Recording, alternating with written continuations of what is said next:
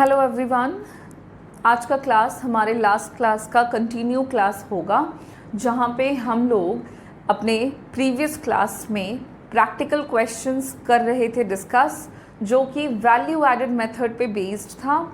2 question हम लोगों ने कम्प्लीटली डिस्कस किया था। 2 टाइप के अलग अलग क्वेश्चन थे और हमने देखा कि कैसे हम अलग अलग इंफॉर्मेशन से डिफरेंट काइंड ऑफ जो आपके एग्रीगेट्स हैं उनका कैलकुलेशन करते हैं।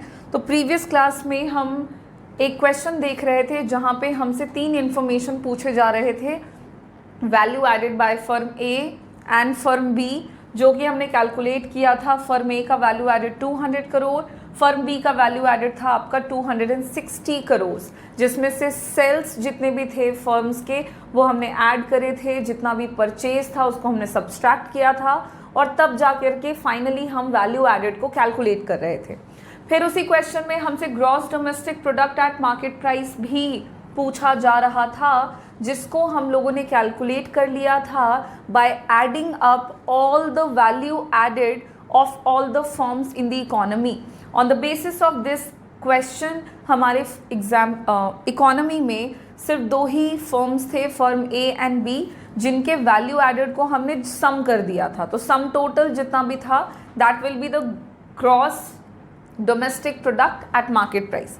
तो जीडीपी एट मार्केट प्राइस को भी हमने कैलकुलेट किया था by adding up value added by firm A and value added by firm B, जो कि आया था 460 करोड़। एंड देन थर्ड में हमसे पूछा जा रहा था net value added at factor cost, जिसको हमने सिंपली निकाल लिया था ग्रॉस डोमेस्टिक प्रोडक्ट में डेप्रिसिएशन एंड इनडायरेक्ट टैक्सेस को सब्सट्रैक्ट करके, और फिर हमारा आंसर आया था 265 करोड़। और इस तरह से ये क्वेश्चन विद देयर सॉल्यूशन ये यहाँ पे कंप्लीट हो जाता है। और अब हम लोग कुछ और टाइप के क्वेश्चन जो हैं वो इसी मेथड से रिलेटेड डिस्कस करेंगे आज के क्लास में। तो चलिए और भी कुछ अलग क्वेश्चन हम देखते हैं जहाँ पे अलग अलग इन्फॉर्मेशन है।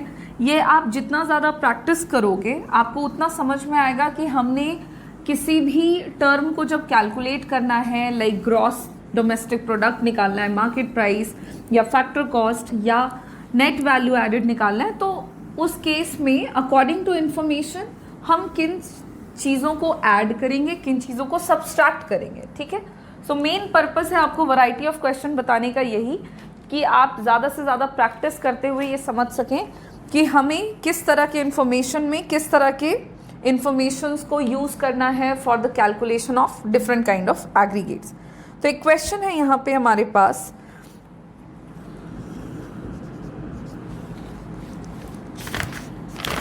जिसमें यहाँ पे बस मैं आपको कुछ पर्टिकुलर्स लिख के बता रही हूँ, बाकी क्वेश्चन को हम लोग रीड कर लेंगे और जो इन्फॉर्मेशन है हमारा बस वो हम यहाँ पे लिख रहे हैं ताकि हम कैलकुलेशन आसानी से कर सकें। ठीक है, पर्टिकुलर्स में हमारा दिया हुआ है सेल्स, नेक्स्ट दिया हुआ है closing stock,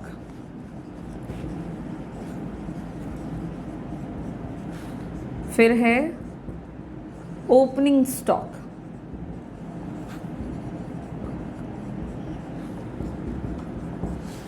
after that indirect taxes,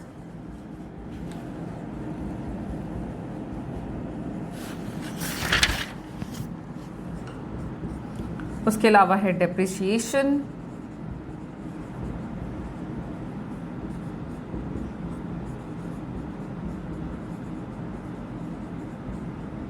then intermediate consumption,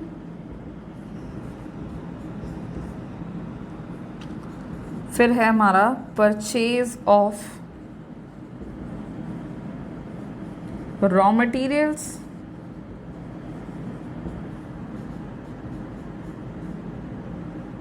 and then है रेंट।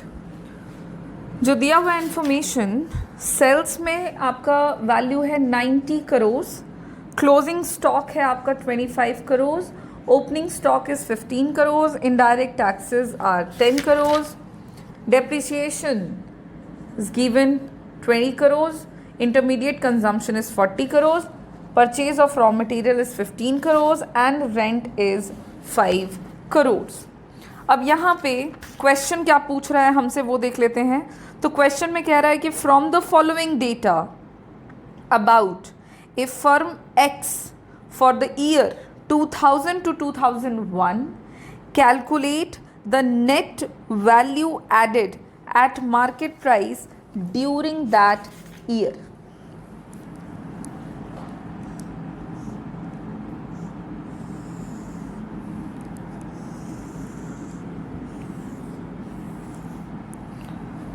क्या है हमारे क्वेश्चन में? तो क्वेश्चन में हमसे पूछता है net value added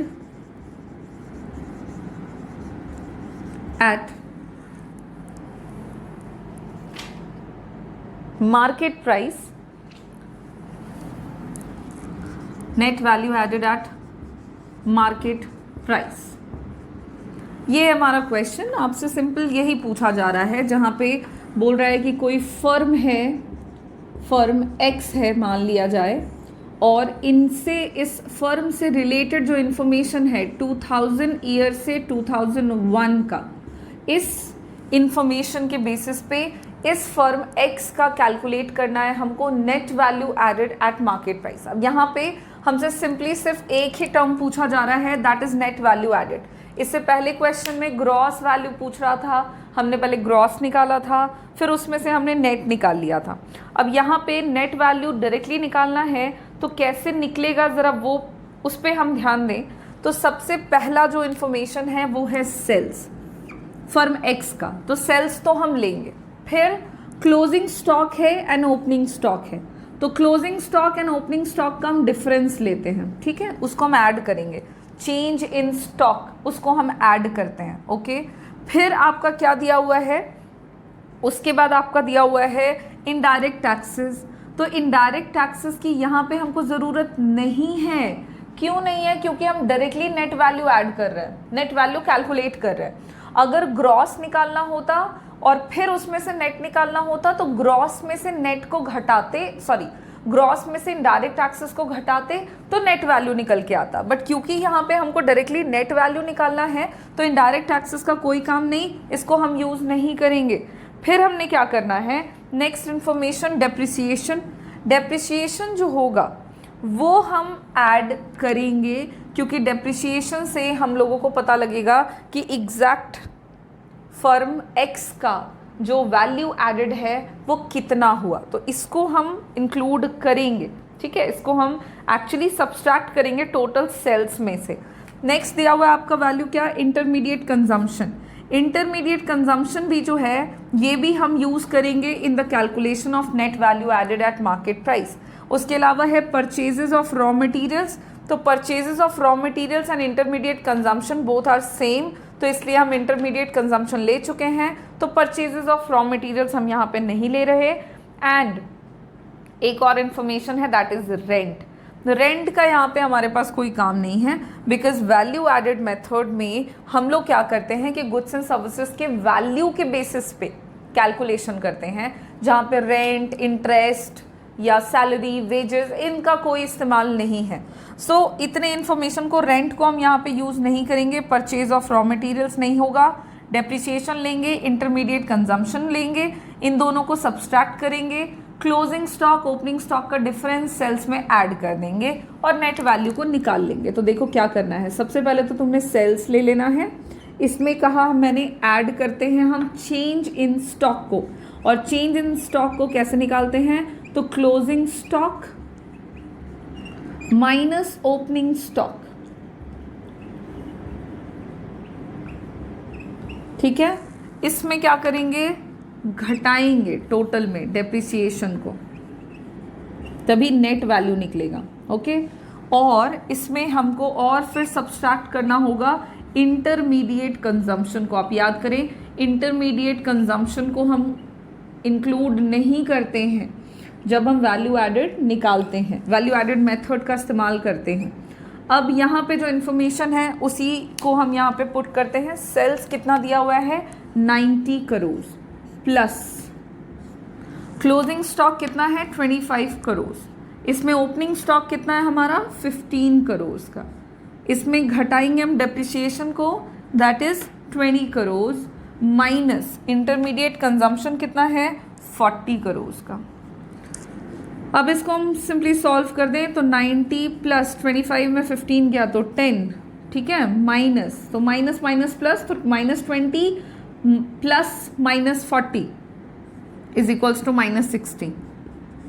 90 plus 10 100 -60 is equals to 40 crore. ये जो 40 करोड़ आया है, this is the exact net value at market price. यहाँ पे इस क्वेश्चन में हमने परचेजेस ऑफ रॉ मटेरियल को इंक्लूड इसलिए नहीं किया है बिकॉज मैंने आपको बताया कि ये ऑलरेडी इंटरमीडिएट कंजम्पशन में इंक्लूडेड है। रॉ मटेरियल जो हुआ वो आपका क्या हो गया, इंटरमीडिएट गुड ही हुआ, तो वो ऑलरेडी उसमें इंक्लूडेड है।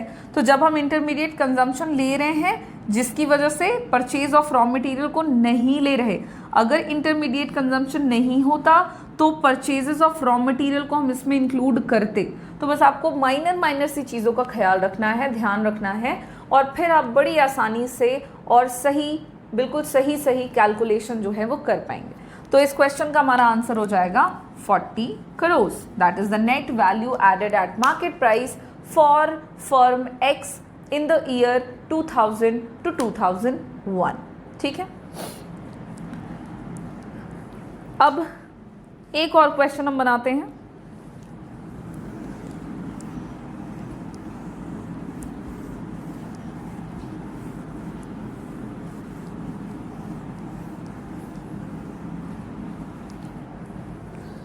जहाँ पे हमारे पास इंफॉर्मेशन है, मैं डायरेक्टली आपको इंफॉर्मेशन ही लिख के बता रही हूँ। एक तरफ पर्टिकुलर्स हैं और नेक्स्ट तरफ रुपीज इन करोड़। फर्स्ट दिया हुआ है सेल्स, सेकंड है ओपनिंग स्टॉक, थर्ड है क्लोजिंग स्टॉक, फिर दिया हुआ है हमारा purchase of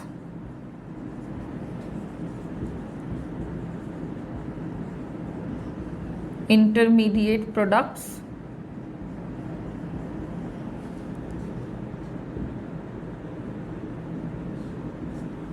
and then purchase of machinery,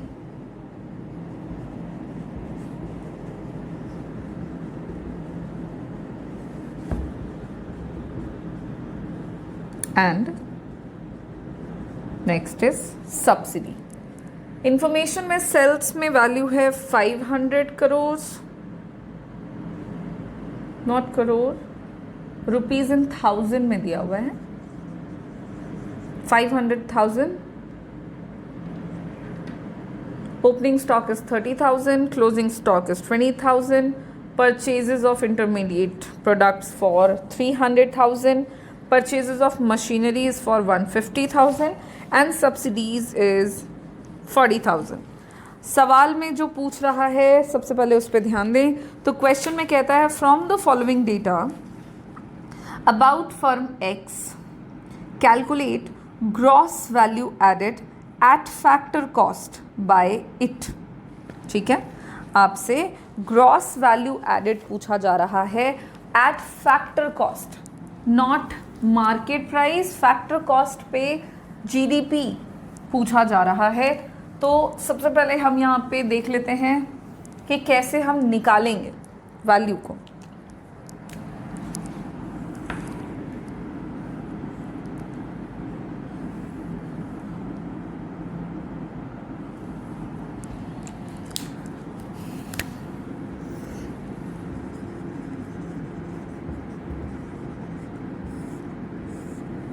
solution में सबसे पहले तो क्या बोलता है, ग्रॉस डोमेस्टिक नहीं, gross value added, gross value added at factor cost.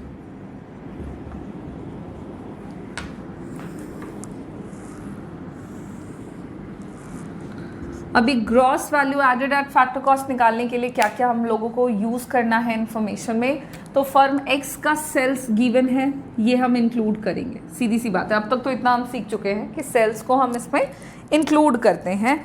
उसके अलावा नेक्स्ट इन्फॉर्मेशन के तौर पे दिया हुआ है हमारा क्या, ओपनिंग स्टॉक। तो ओपनिंग स्टॉक है और क्लोजिंग स्टॉक भी है, तो इन दोनों को भी हम ऐड करते हैं, इन दोनों के डिफरेंस को ऐड करते हैं, that will be the change in stock value. Okay, फिर दिया हुआ है परचेज ऑफ इंटरमीडिएट प्रोडक्ट्स। अभी आप 1 मिनट लो और सोचो कि इसका हमको क्या करना है, परचेज ऑफ इंटरमीडिएट प्रोडक्ट्स को लेना है नहीं लेना है, वैल्यू एडेड मेथड में है, इसको हम क्या करेंगे, इंक्लूड करेंगे, है ना।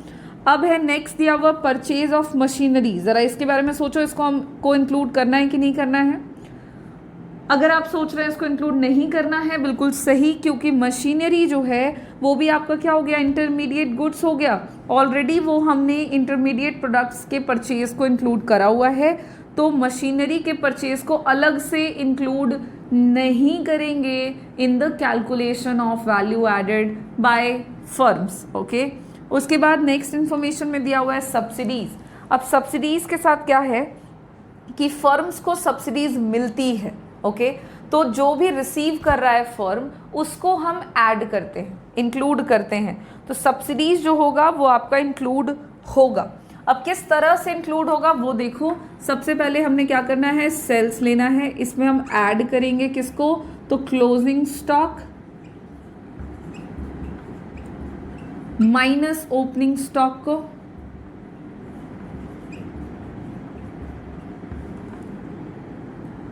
ठीक है। इसमें नेक्स्ट क्या बोला, परचेज ऑफ इंटरमीडिएट प्रोडक्ट्स।